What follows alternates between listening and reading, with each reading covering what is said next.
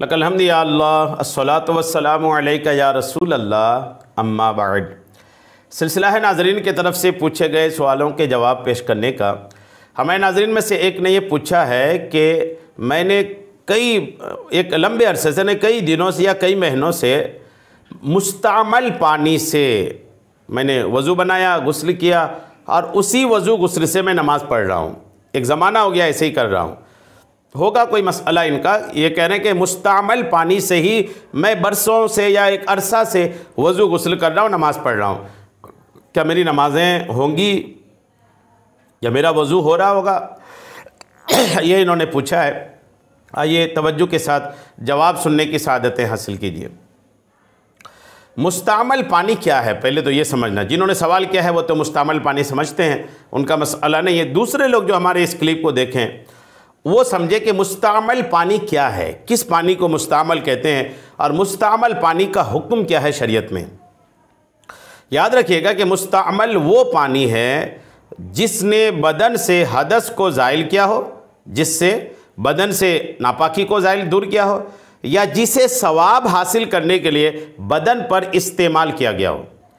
जैसे वज़ू होने के बावजूद सवाब की नीयत से दोबारा वज़ू करना या सवाब की नीयत से खाने के लिए हाथ धोना वगैरह, ये मुस्तअमल पानी कहलाता है। जैसे बेवज़ू था आदमी, वज़ू किया, तो बेवज़ू आदमी वज़ू किया तो हदस दूर करने के लिए किया, तो अब वो हुआ कि बेवज़ू आदमी वज़ू किया तो उसके बदन से जैसे ही पानी का कतरा अलग हुआ वो मुस्तअमल हो गया। या सवाब की नीयत से इस्तेमाल किया, जैसे बावज़ू था और बावज़ू आदमी वज़ू पर वज़ू किया, ताज़ा वज़ू किया, कर सकते हैं ऐसा। जैसे वज़ू से है, नमाज का वक्त हुआ, दोबारा वज़ू कर लिया, ऐसा भी कर सकते हैं। तो वज़ू पर वज़ू ये सवाब की नीयत से कर सकते हैं। तो वज़ू पर वज़ू किसी ने किया, इस सूरत में भी अगर पानी बदन से जैसे ही दूर हुआ, पानी बदन को टच होकर जैसे ही अलग हुआ, वो पानी मुस्तअमल हो जाता है। मुस्तअमल पानी जब आप समझ गए हैं तब इसका हुक्म सुन लीजिए। मुस्तअमल पानी का हुक्म शरीयत में यह है कि ये पानी है तो पाक, पानी मुस्तअमल पानी है पाक, लेकिन दूसरे को पाक करने की ताकत इस पानी में नहीं होती। ये शरीयत की नज़र में है।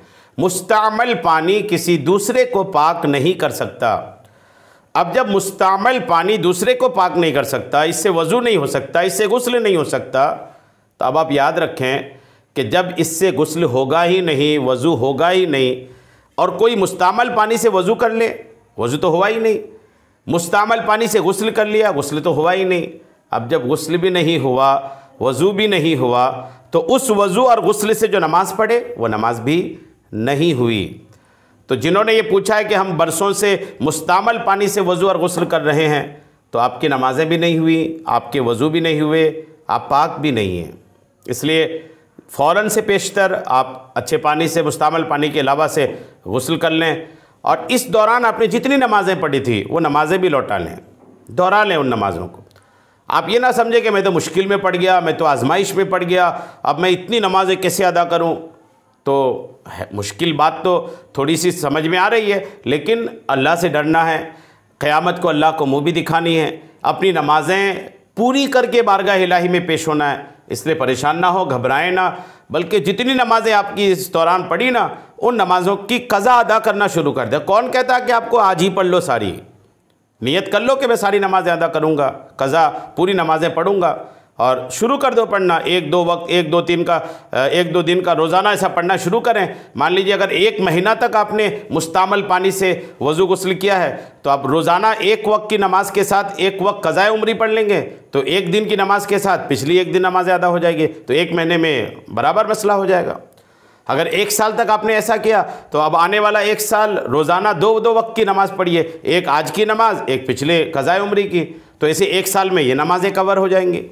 तो ज़्यादा मुश्किल नहीं है। अगर आप अदा करना चाहो तो बहुत आसान भी है, लेकिन अदा तो करना पड़ेगा।